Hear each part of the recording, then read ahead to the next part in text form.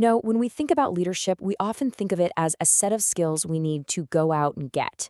But what if the most powerful tool you have as a leader isn't something you learn, but something you build from the inside out?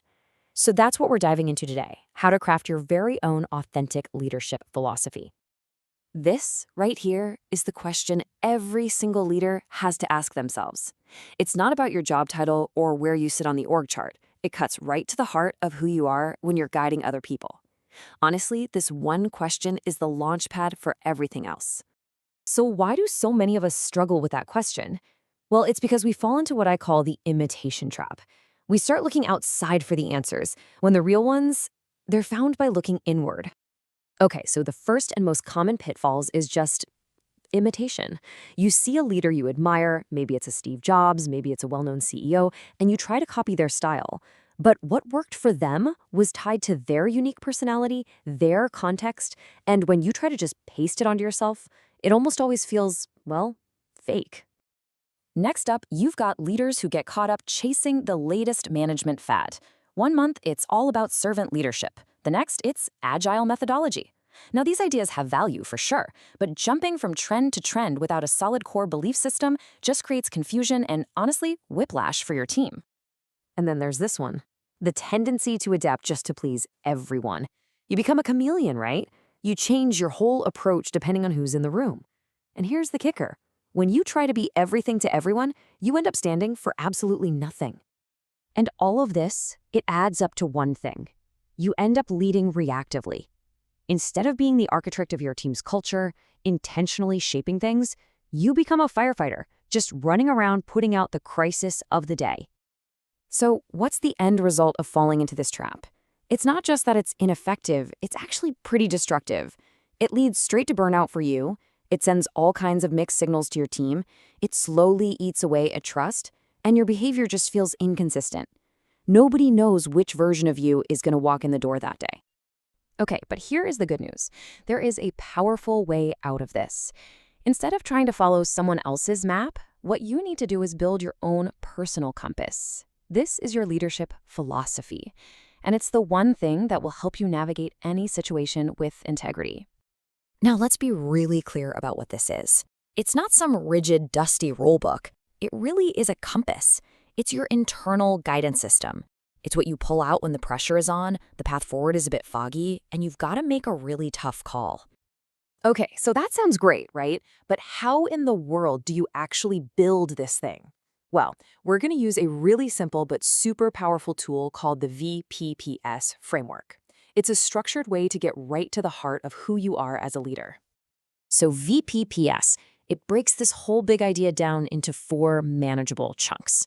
You've got values, your non-negotiables, purpose, your real motivation, principles, your operational rules, and style, your unique way of connecting with people.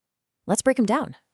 First up, V is for values. Now, these are the absolute bedrock, and they have to be more than just pretty words on a poster.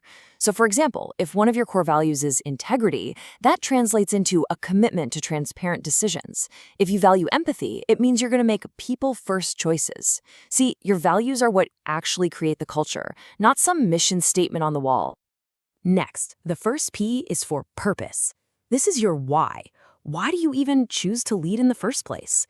And it has to be bigger than the title, the power, or the paycheck. Is it to help other people succeed? To solve a problem that you care deeply about?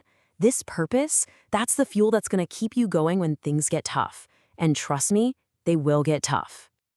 All right, the second P stands for principles. Now, if values are the what, principles are the how. Think of them as your personal rules of engagement, especially when you're under pressure. For example, a principle like people before processes means you'll always prioritize your team's well-being, even if it slows something down.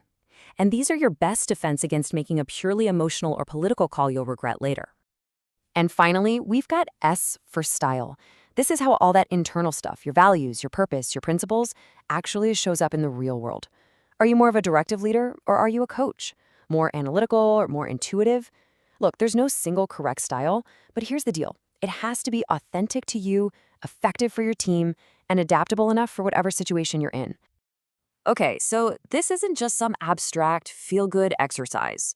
The most effective leaders in history have lived by a clear and powerful philosophy. Let's look at a couple of absolute giants who lived their philosophies every single day. Let's start with Nelson Mandela. I mean, this one quote says it all, doesn't it? It so perfectly captures his entire approach. His leadership was never about him being front and center. It was this profound act of empowerment. It was about giving others the space and the credit to lead. And that philosophy was built on principles that were just unshakable. Choosing reconciliation over revenge after decades of imprisonment, prioritizing service to his country over his own personal status, and always focusing on the collective dignity of his people. This wasn't just a political strategy, it was a philosophy that literally rebuilt a nation.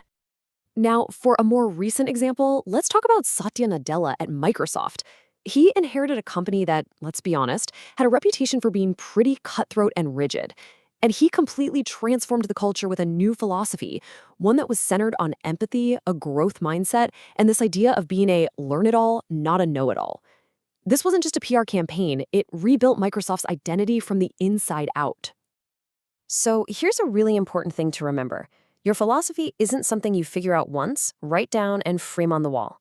Think of it like a living, breathing thing that's on a journey of constant refinement and growth, right alongside you. And it has to evolve because the questions you face as a leader change over time, right? Early on, it's just, how do I contribute? Then it becomes, how do I influence people? Later, it's, how do I shape the whole culture? And eventually, it's, what's the legacy I'm leaving? Your philosophy has to grow with you to answer these bigger, deeper questions. And this, right here, this might be the most important takeaway of all. You can have the most beautifully written philosophy in the world, but if it just sits in a drawer, it's totally useless. It only has power when it is lived, when people see it in your actions, your decisions, and your behavior, every single day. So in the end, you're not on some kind of treasure hunt trying to find your leadership philosophy. No, it's a construction project. You build it, brick by brick, one decision, one moment at a time. And that brings us right back to where we started, but with a totally new way of looking at it. The real question isn't just, what kind of leader do I want to be? It's so much more active, so much more empowering. The question is, what kind of leader will you build?